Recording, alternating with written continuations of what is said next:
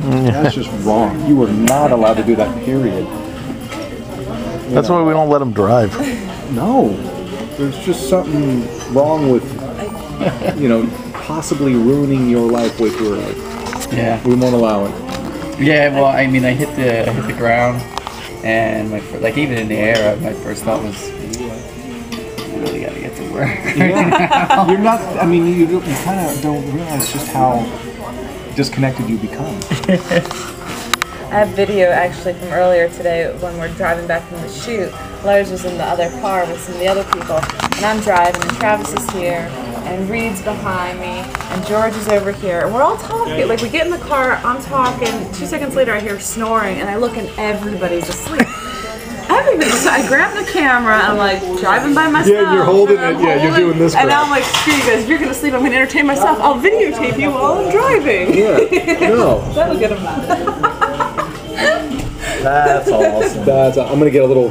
Here, I sent you something, honey, and it's you driving and you're going, these are all my cohorts. Oh. Send me a snoring. If you look at my Facebook update from yesterday, it's while I was like videotaping myself snoring. It's awesome. Taking pictures while driving, who knows how. You know what? I'm not saying anything because clearly I've been in the car with her and I aged as it was. And yet I'm dumb enough to keep coming back.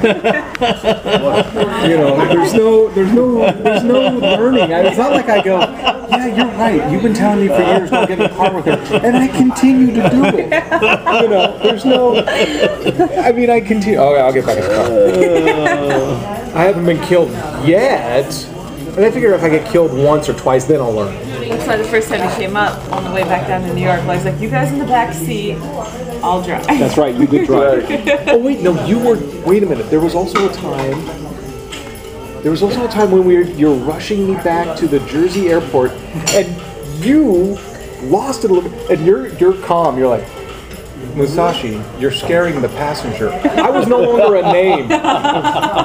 You're beginning to scare the passenger. Which really meant you were going, I don't think I'm going to make it. But it was... that wasn't the time I got stuck for the storm of the century. That was literally her driving, and then that's when you kind of said, I'll drive. That's when, when I picked up Rick the whole Def Leppard band. Oh my God! And Rick, I drove. I let her picked them drive. up. She picked up all Def Leppard in the van, and her. And I'm driving them. Rick's like, I already lost the one arm. Yeah, really. You gotta... And they were like, when they got out of the car, they were like, Lars, you let her drive it. Don't you think we've had enough problems? Yeah, really.